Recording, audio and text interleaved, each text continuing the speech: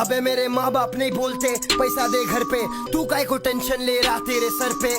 22 साल की उम्र में देख कहाँ पे हूँ, तू जहाँ पे है उससे भी वहाँ पे हूँ।